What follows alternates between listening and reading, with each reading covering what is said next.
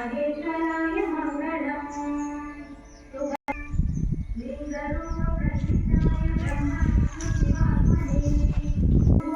देहाय ध्यानयज्ञोपवीतिने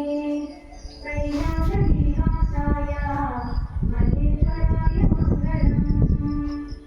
उग्राय त्रिपुरस्नाय वामदेवाय शिवाय कैलासनिवासाय महेश्वराय मङ्गलम्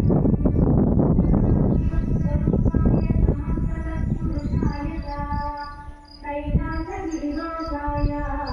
महेश्वराय मङ्गलम् श्रीनगेन्द्रनिवासिने आनन्दस्वरूपाय नित्यानन्दविधायिने मुख्याय श्रुतिगङ्गाय चित्प्रदाय मुख्याय भक्तानुग्रहकारिणे सुन्दरेशाय सौम्याय महेश्वराय मङ्गलम् मोहिनी मोहरूपाय मोक्षदात्रे महात्मने दक्षयज्ञविध्वंसकाय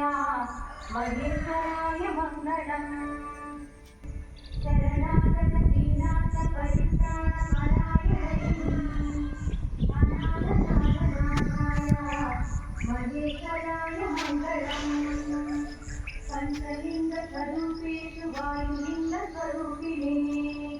श्रीकालहस्तिनाथाय महेश्वराय मङ्गलम् कैलासगिरिवासाय महेश्वराय मङ्गलम् त्र्यम्बकाय शान्ताय त्रिलोकेशाय च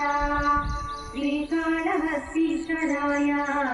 महेश्वराय मङ्गलम् सद्योजाताय सर्वाय भव्यज्ञानप्रदायिने कैलासगिरिवासाय महेश्वराय मङ्गलम्।